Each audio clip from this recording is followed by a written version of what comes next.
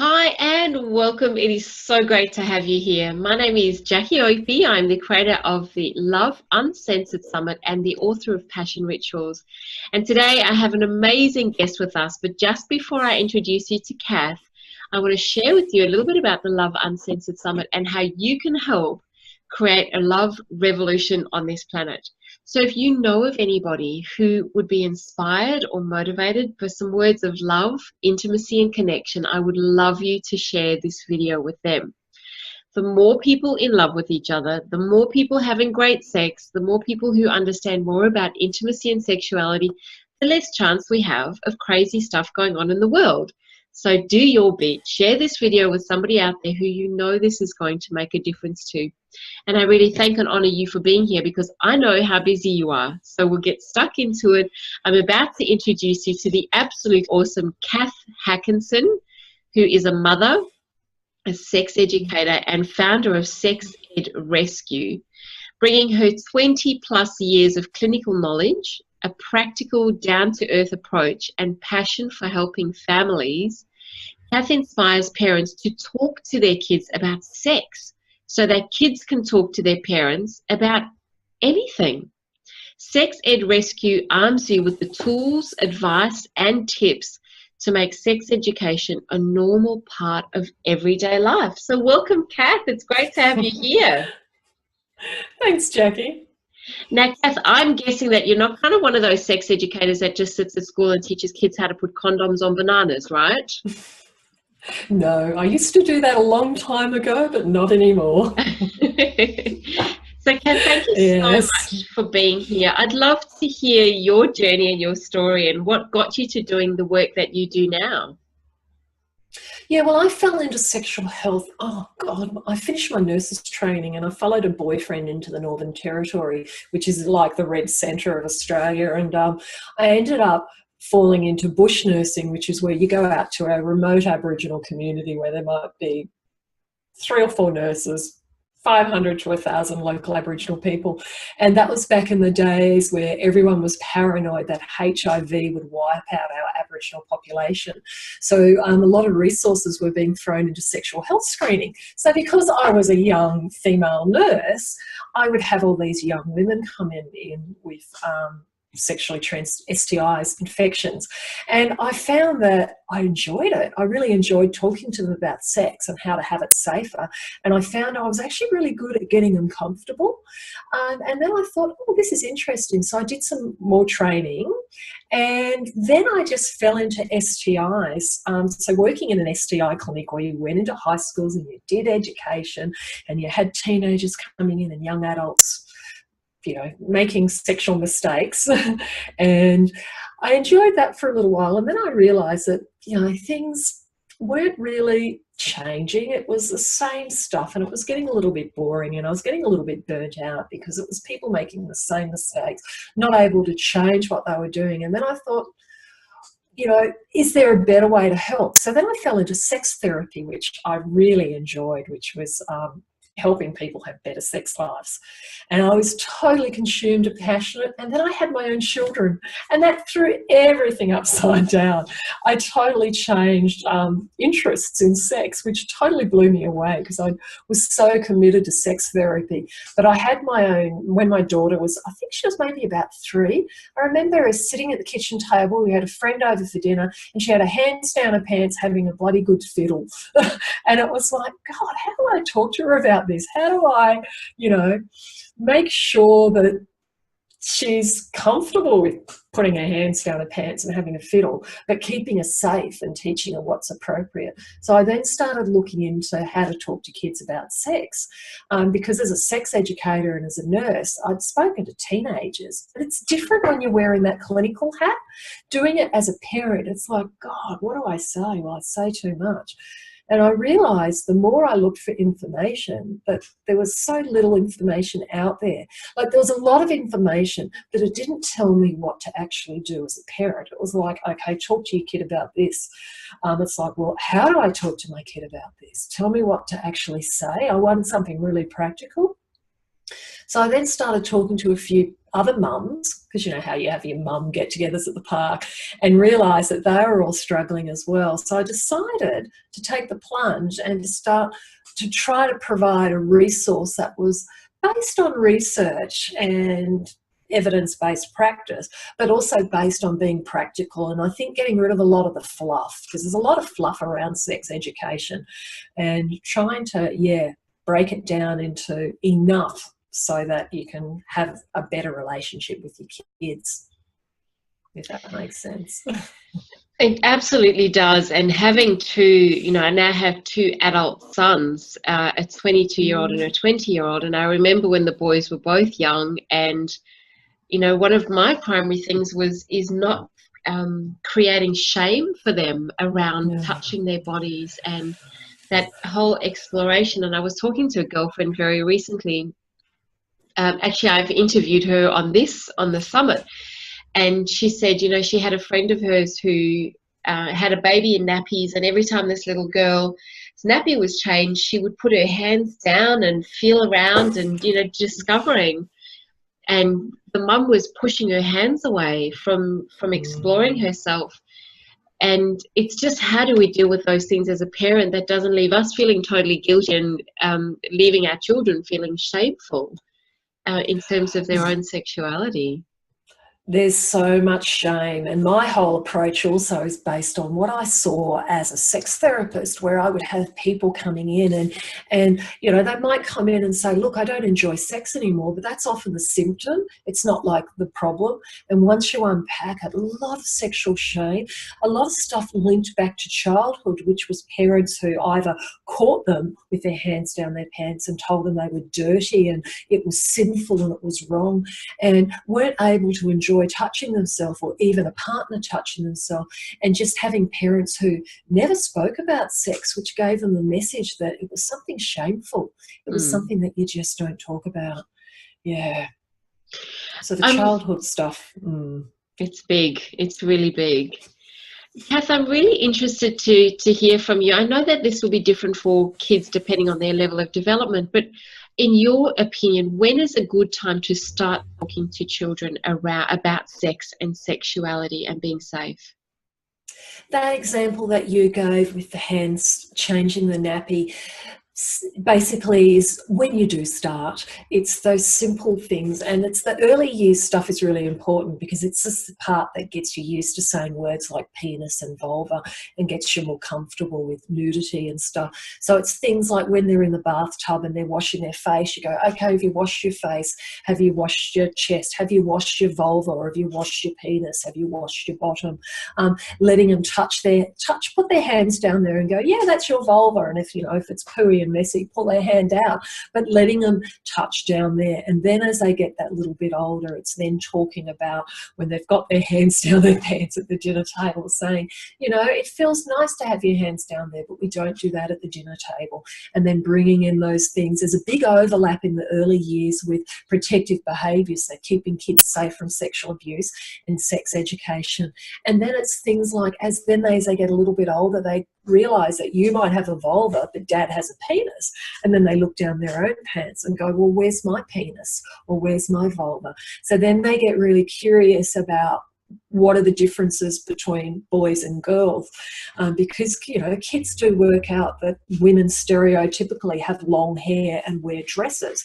So if you see a woman with short hair wearing pants, is she a mummy or is she a daddy? So kids are trying to work all this stuff out, and that's when they then start and have a look at their playmates' genitals. And so you can really start bringing in some of the foundations and talking early. The sex stuff, like getting curious about how babies are made, tends to happen at about the age of 3, 4, 5. But even then, you don't have to talk about sexual intercourse until they're 7, 8, 9 or 10.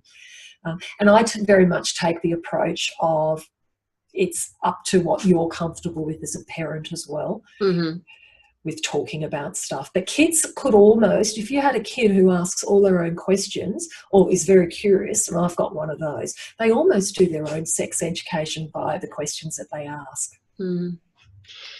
One of the things that I found really interesting, I was in I was looking for some props, and I was in a second-hand store in Adelaide, which is South Australia, and there was an image that I wish I had bought it. It was a picture of a little boy and a little girl standing next to each other, and it had obviously been used to teach children different body parts. And so on this little image, there's a picture of this little boy, little girl standing side by side, and then there's, you know, a little thing showing eyes, nose, mouth, ears, every body part except for showing where the vulva and the penis is. And I was really, really intrigued with this. And then I went home and did some research. I started Googling, you know, images of teaching children about body parts. And I noticed that the images that came up for Australia were all showing either children of no origin, like not male or female. And then when I started looking at some of them from European, they had very clearly every single body part outlined, including the penis and the vulva on the little boys and girls. I'm really curious for your experience, Cath, with you know, when these body parts are being introduced at school, even when it comes to talking about our bodies. Yes, well, that's the thing. Europe is very forward. They've got some great research in regards to just their comfort and being natural and talking about body parts. So they will talk in primary school to kids about the names of the different parts. The Australian curriculum and the American curriculum is very different. It's very open to interpretation.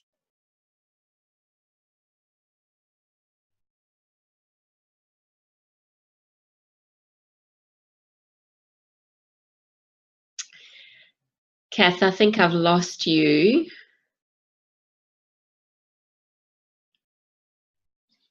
You're frozen.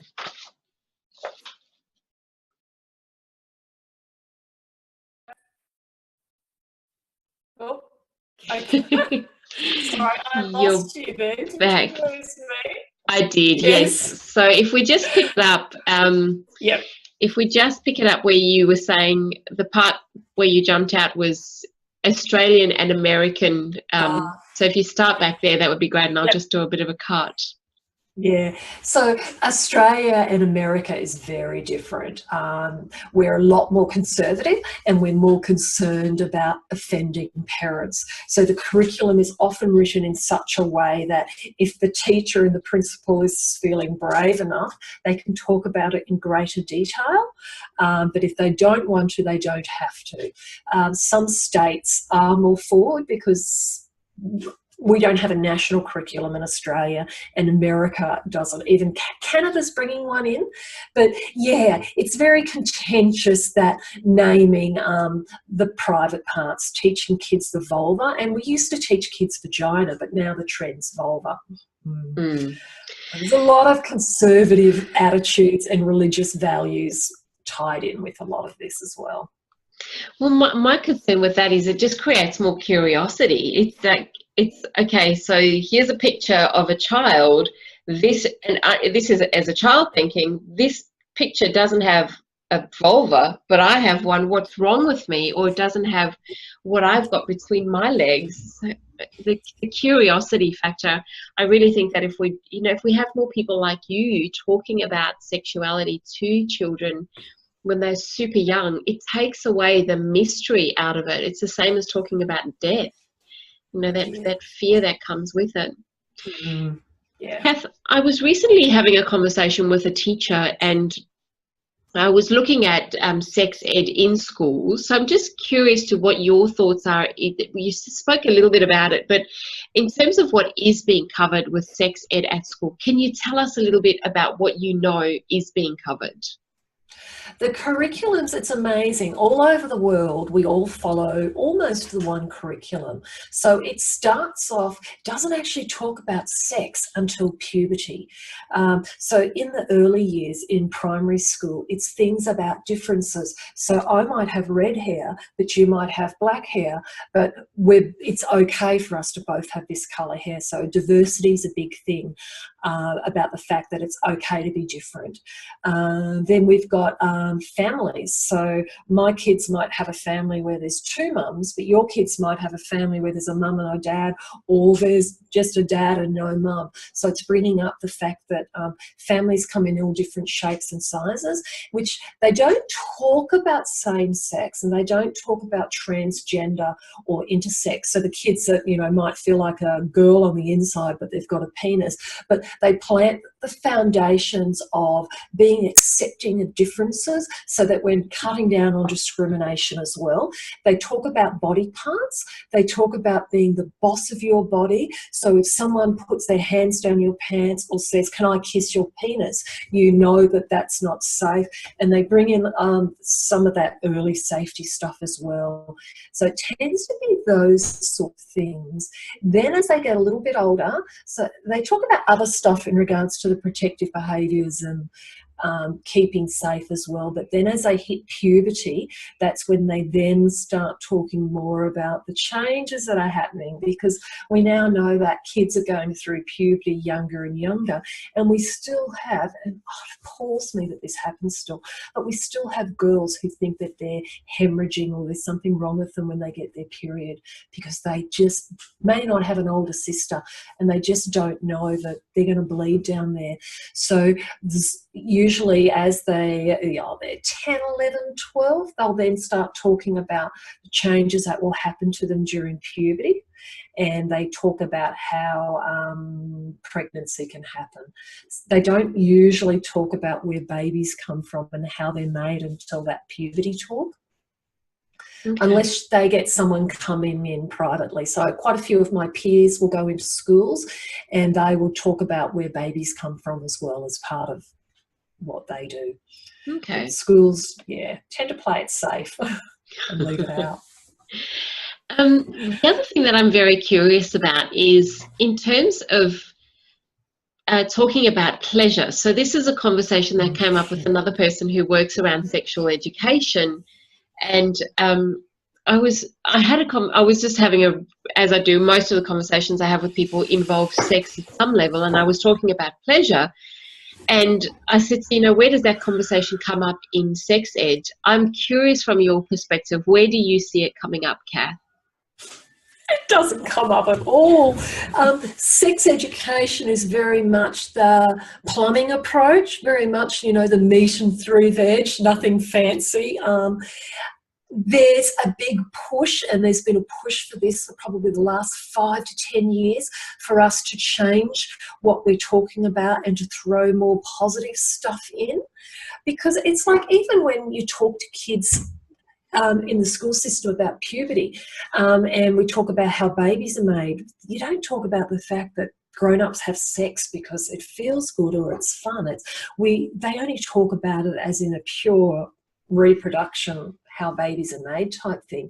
So some curriculums are getting a lot better in regards to the European model. Obviously, they talk about the pleasurable aspects of sex, and they will talk about how important it is to know your own body before you get sexual with someone else. So it does need to come in, because I know myself, having worked in sex therapy, the number of women who'd never climaxed or never had an orgasm because they didn't know their own body, and they weren't confident or they weren't brave enough to touch themselves because of the messages that they'd had. And it does have an impact on not just their sex life, but their relationship, because a good sex life is so important to keeping a relationship happy and healthy. So curriculum's woefully lacking with pleasure. I think this is so interesting, because I often hear parents saying that they're leaving sex ed completely up to the schooling system, which, for me, I did in the beginning as a parent, and then realised that it didn't come anywhere close to satisfying the curiosity that children had and making it okay to ask questions. So I had my oldest son come home when he was 6 years old and ask me what a blowjob was, which, I was in absolute complete shock. Firstly, where did that come from? You're in primary school. How does anybody know what a blowjob is? So as a parent, wondering, what resources are actually out there aside from the school curriculum for us to provide better sex education for our children in a way that is safe and introduces them to material that helps and supports a healthy, strong relationship, rather than them turning to porn way too early as their form of sex education. Yeah, you've brought that up nicely. I see it all as like, it's almost like a multi-pronged approach. The sex education at school is important because it provides a lot of factual stuff and provides, like, especially in high school, they don't just give them the information. They have lots of group work and they talk about stuff and they unpack it and discover what it all means. But that's just the pure passing on of facts. So as a parent, you can totally leave it up to school, but your kids aren't going to have your values. So if they think that you have sex with someone when you first meet them, because that's what happens in the movie clips and on music clips and on videos, and that's what everyone does on YouTube, it's like, well, of course your kids are going to think that's okay because you haven't told them what you think.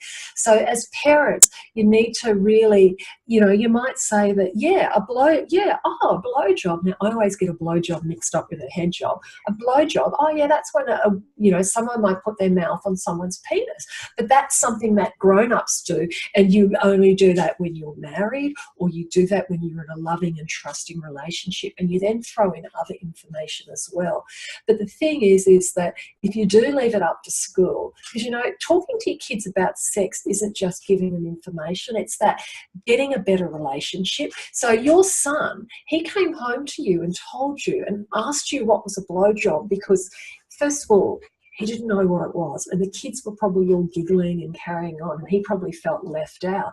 But he felt safe coming to you and asking you what a blowjob was because he'd probably already asked you other questions about stuff and knew that you always gave him an honest answer. So it's important when kids seem to work out that if you can talk to them about things that other kids don't hear about, because they know that, most kids do know that most other kids have parents who don't talk about where babies come from, and they don't talk about penises and that, and they work out that it's a taboo topic. So they will almost work out that if you're talking to them about where babies come from, it's okay to come and ask you about other stuff. So a week or two later, one of the kids might have their iPad at school and show them a picture of two people having sex or a video. So there's so much more content, and that's where you do want them coming home and saying to you, what's this? So resources for helping parents, well, that's why I started my website, because there's some good resources out there, but there's a lot of what I would call crap out there. I read a peer's blog post the other day on how to talk to your kids about pornography, and I thought, oh, cool, another porn resource. I read it, and all I got out of it was that if I wanted to talk to my kids about porn, I needed to talk to them about sex. And that was it. It was like, hello, are you actually going to tell me what the fuck to say to my kids? Yeah. And there's so much crap out there that actually doesn't tell you what to do or how to say it. So there are lots of books out there as well, and there are some good government and not-for-profit websites that do provide information as well. But often schools aren't interested in helping parents talk because they're just not funded to do it, and it's not in their curriculum, and it's not their problem at the end of the day. Yeah. Cath, do you have some resources that you could direct us to, either your own resources that might be helpful? Yeah, I tend to break stuff down into very simple. So I have books that I've written for parents on how to talk to their kids about puberty. So it will talk about the different things to do. And then because I'm a nurse, I'm very practical and I hate things that don't tell you what to do. I have lots and lots of ideas and strategies. So how can you talk to them about, their period or wet dreams and stuff? And then I also have other products as well. So Sex Ed Quickies is my one, where you go to your phone and you download it and you go, my son asked me, what's a blowjob? Oh, what a great question. Hang on, I've just got to go to the toilet. I'll get back to you about that one. Great question. And then you can go to the toilet, take your phone with you, shut the door, open it up, and you put the age 5 and you look up blowjobs, and it tells you exactly what to say and what else you might want to say, because you might go, oh, wow, why are you asking about blowjobs? Who was someone talking about them at school? And then finding out more. So it has lots of tips and it tells them exactly what to say. So I do things like that because it just takes the stress away for parents. And what I find is that they might look up the first 5 or 6 questions, then they go, oh, hang on, I can do this. And it just gives them that extra confidence as well. So I'm big into creating resources that are practical and actually get them doing it. Yeah. Cath, I love that, because the one thing that I know as being a parent, that sometimes the first thing we go, when Jared came home and said, what's a blowjob? My instinct, and thank goodness I've had the training that I have, because I'm very open, and I sat down with him and had a beautiful conversation. But for most parents, it'd be like, what? Who told you about blowjobs? Why are you talking about blowjobs? Who have you been talking to? We jump into that kind of defensive mode, whereas what you're saying is taking that time to just breathe, let go of the emotion behind it, and work out what's going to be the best thing for your child in this moment. I think that is so valuable. So how do people get there? Is that an app that you have, or?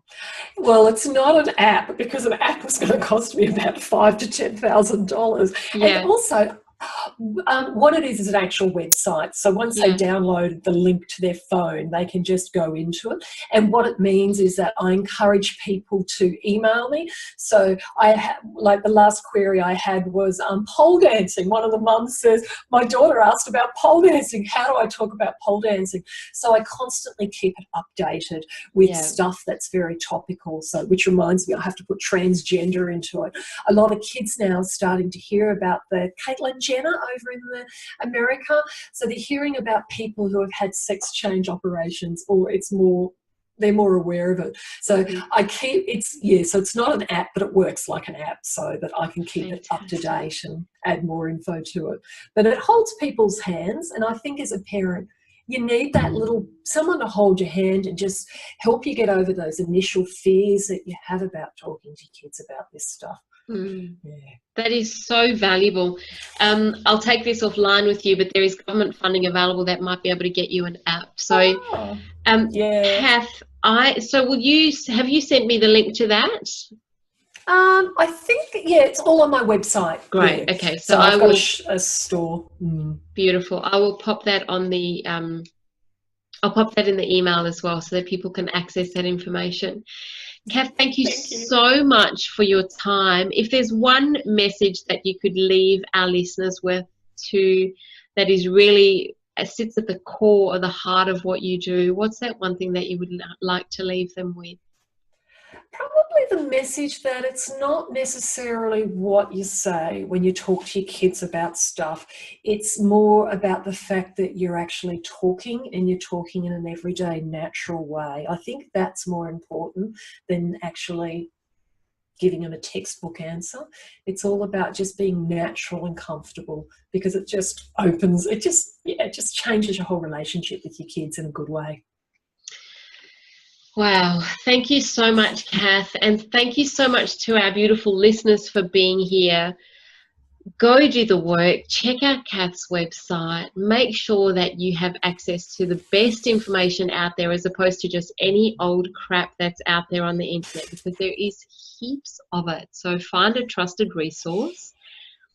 Just lavish up all that information. And if you're not a parent, share this with other parents that you know can make a difference. The more educated our kids are when it comes to sex and sexuality, the less risk they're at, and the less chance there is of them ending up in a situation that they don't want to be in and that you don't want them to be in. So please share this information. Thank you for being here. I will see you on our next interview.